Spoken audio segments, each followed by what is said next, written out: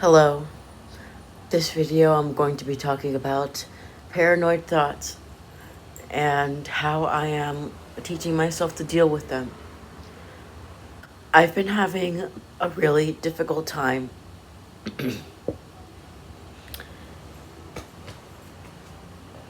I've been having instances where I get too scared to even leave my house. And panic attacks are never fun. Things aren't as bad as they were a few weeks ago because I keep working on it, but it's still difficult to deal with. So, I'm going to talk about some things that I have done to help me release some of the paranoia I feel. First, I wrote down a lot of my paranoid thoughts originated from overprotective energy that I internalized from family members. I say family members because not just my parents. If I am prepared mentally for the worst, then if the situations happen, they would hurt less. But that's not what it's doing. Thinking about and mentally preparing for stressful situations instead of leaving me prepared for the situations, it it paralyzes me with fear, and I get so encompassed by the overwhelming thoughts that it's harmful. So the difference between paranoia and being prepared for bad situations is that the situations to prepare for that could be negative, those have actual steps and plans that I'm taking. For example, having a first aid kit in my car. But for paranoia, it's so extreme that I can't prepare for anything because the only thing that the paranoid thoughts are serving is themselves to make it stronger, if that makes sense. So the next thing is holding space. So when I have those really extreme episodes where I am backing myself into corners because I'm literally trembling from my thoughts, I used to get pissed. I used to get so mad at myself. I would add anger for me not being perfect, not being good enough on top of the paranoid thoughts. So whenever I had to deal with those emotions, I would have to deal with the extra emotions I was adding on top of the already stressful emotions I was experiencing. So now, whenever I experience the stressful emotions, I just let myself feel them. And it really sucks. But every time that they happen, it's less time than the previous episode. So, like, for example, the other day, I had one that lasted for about 2 hours, but the time I had it before, it lasted for 7 hours. So, because I let myself feel the emotions this time, and the last time, they were able to get shorter. Like before the 7 hour episode, the episodes for paranoid thoughts that would be overwhelming would last days. So it's quite the improvement from days to 2 hours. Just because I'm giving myself space to feel scared instead of adding extra emotions on top of the scared. The next thing is for coping skills. The only coping skill that helps me now is my pets. You know, when people say, "What are your coping skills?" and then there's a whole bunch of stuff you could say, like painting, knitting, taking a bath, taking a shower, stuff like that.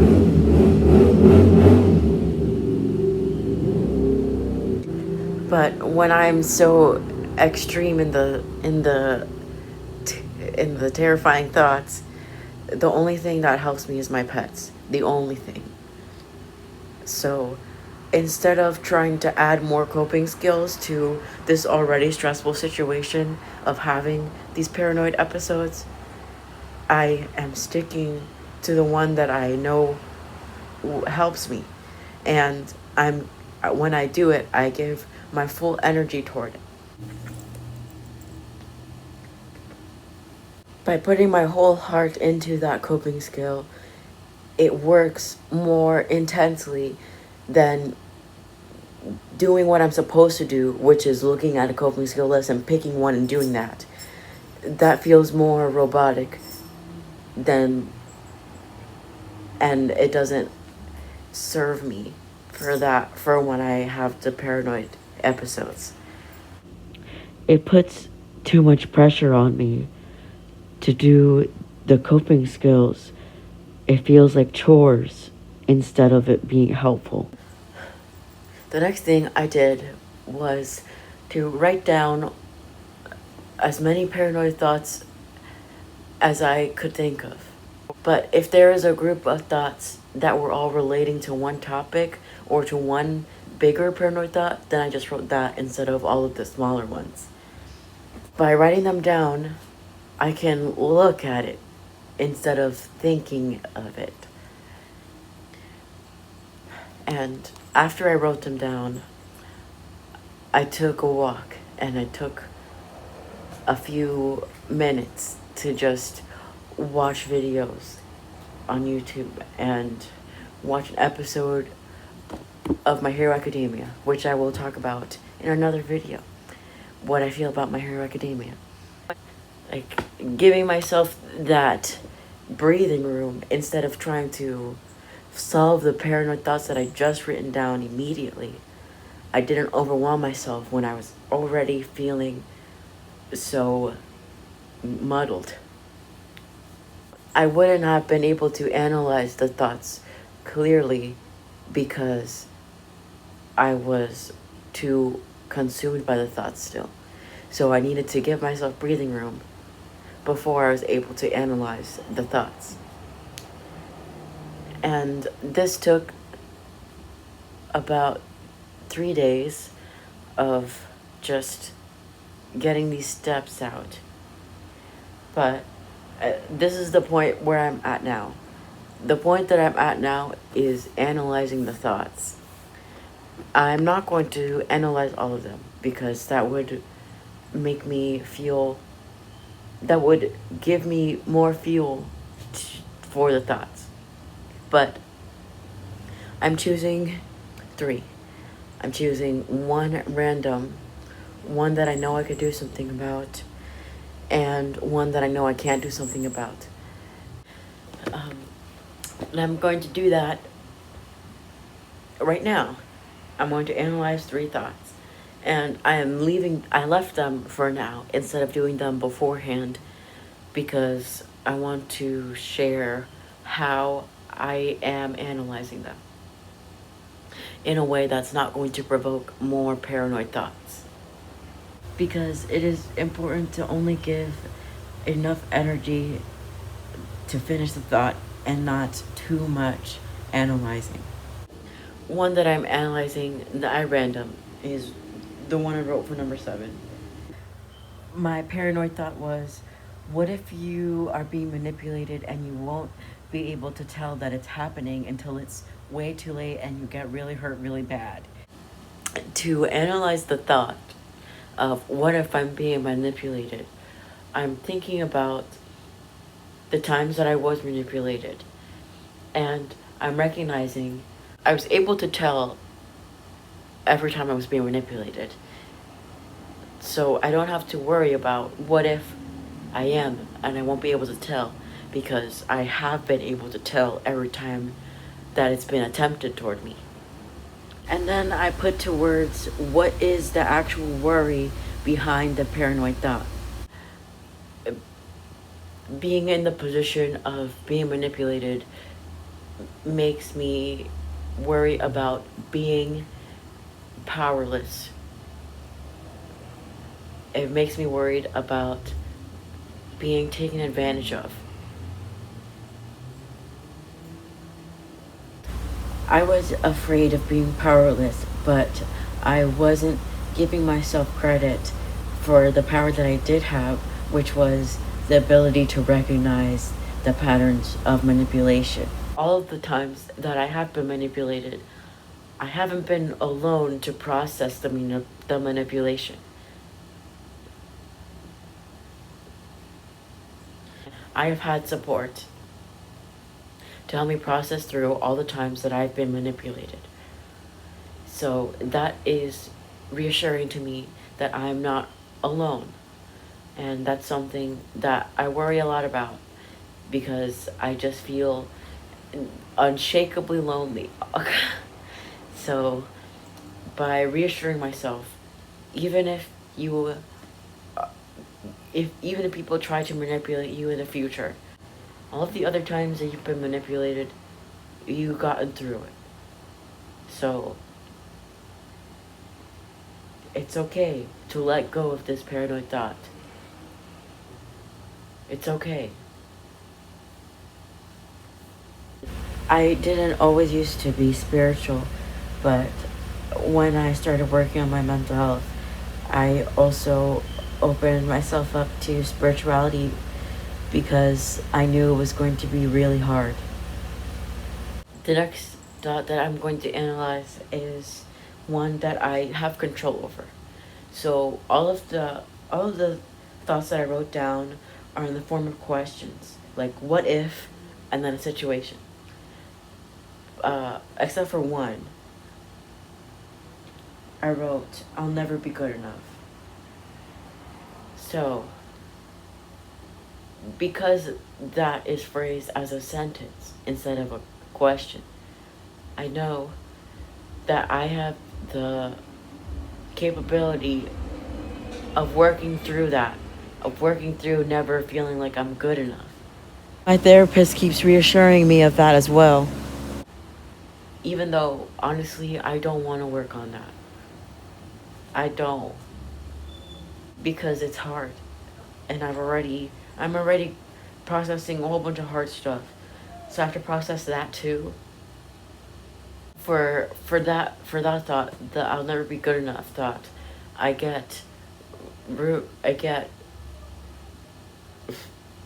I just get when I have that paranoid thought, I get examples and examples and examples of all the times that I have never been good enough before, and of all the times that I am projecting that I'll never be good enough in the future.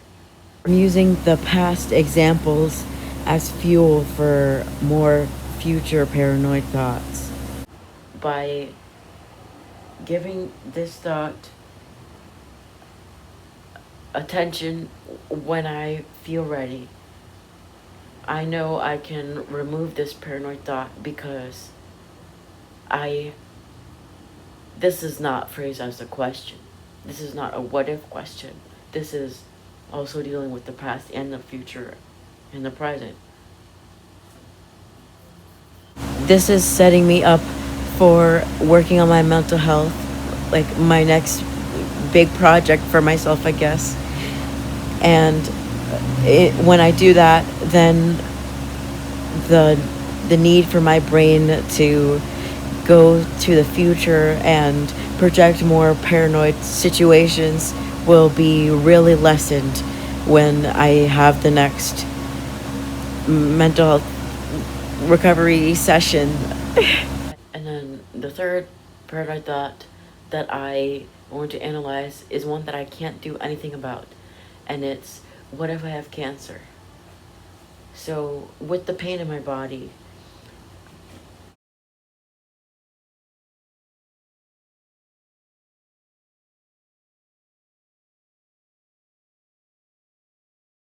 I mean, I've been written off before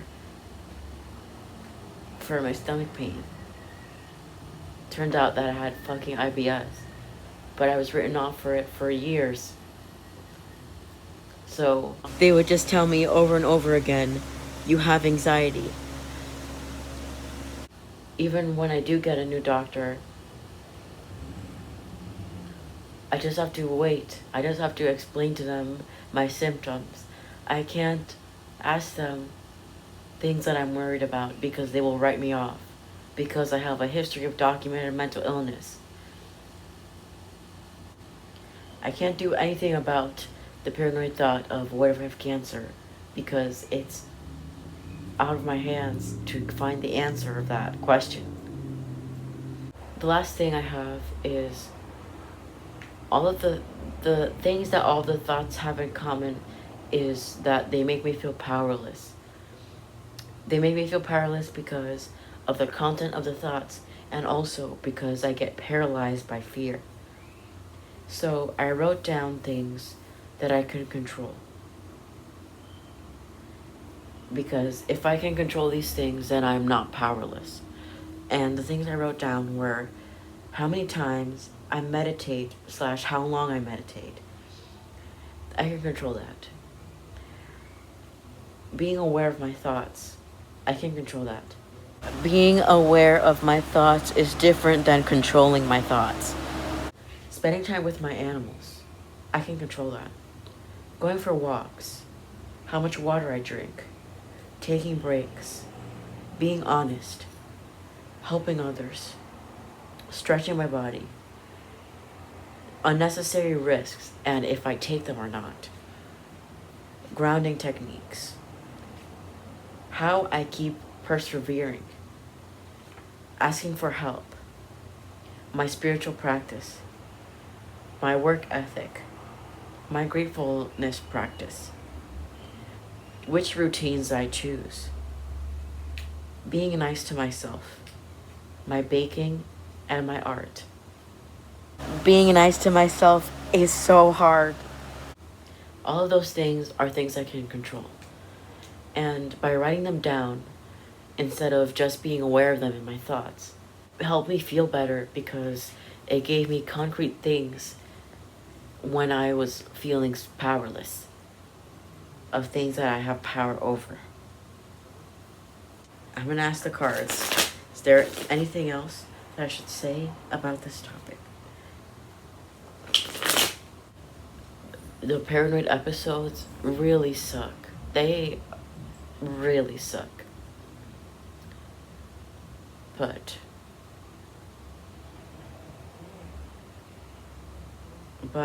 I am strong enough to handle them, even when they really suck.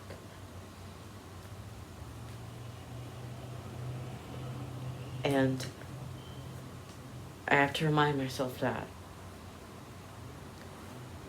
I can't just stop being mentally ill quickly. I have to work through the intense disabling symptoms until they're no longer disabling.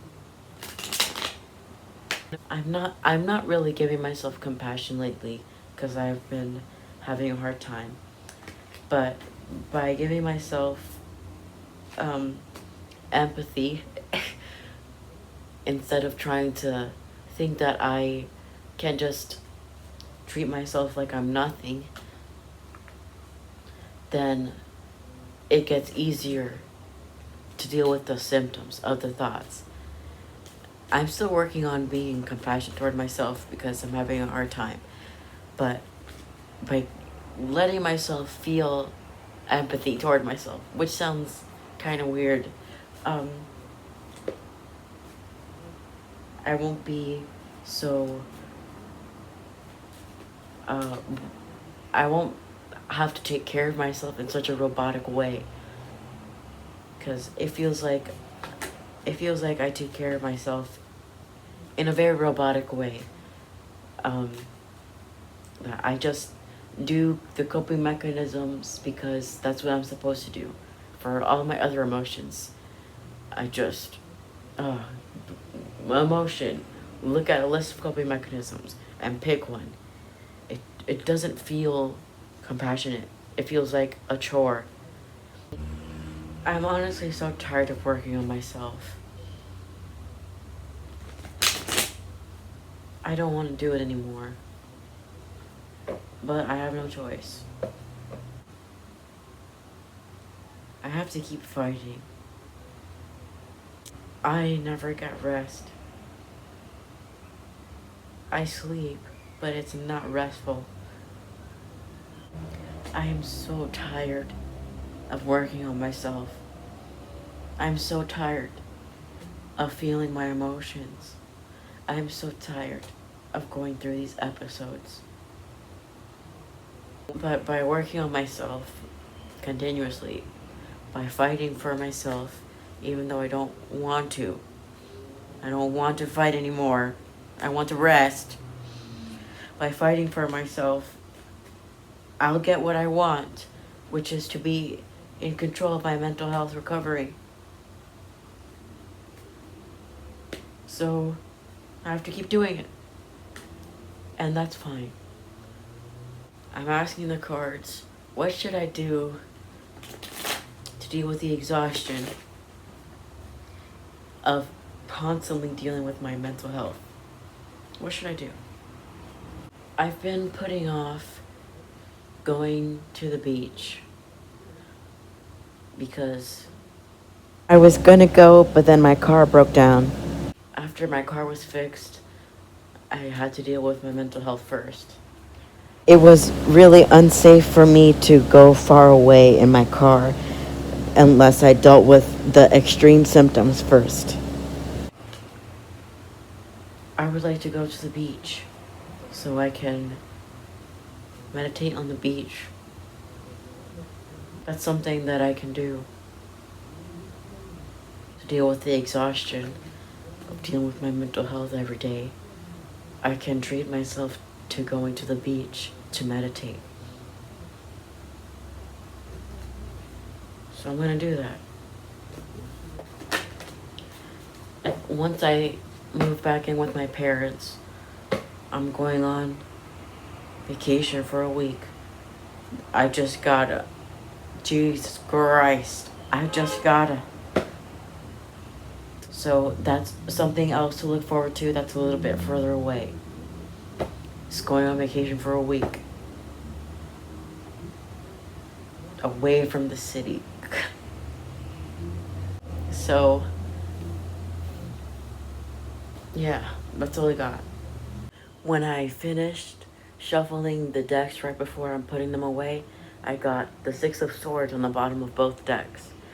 So, this is confirmation that I just need to have a getaway so I can meditate on the beach. So I can have a reward for myself for all the stuff that I've been going through. Because I've been handling it. And something that's really great is that I've been having the strong urge to drink, and I haven't been drinking. And that's great. Been sober for 2 years. So that's great. I'm really proud of myself for not drinking. Even though I think about it a lot. So yeah, I gotta reward myself. I don't have enough money to go to the beach. I checked over and over again to many different beaches. I just don't have enough money. So I'm gonna go to the lake. That's like 30 minutes from my city. This is disappointing. Well, can't even go to the lake. Looks like we're just gonna go for a walk. It's not what I wanted to do, but that's all I got. So, yeah, we went for a walk, and I changed shirts because the texture of the shirt I was wearing plus sweat was super uncomfortable. Now I'm gonna visit my brother because I'm really disappointed I wasn't able to go to the beach. And I was close by to his house from the lake. So this video is over now.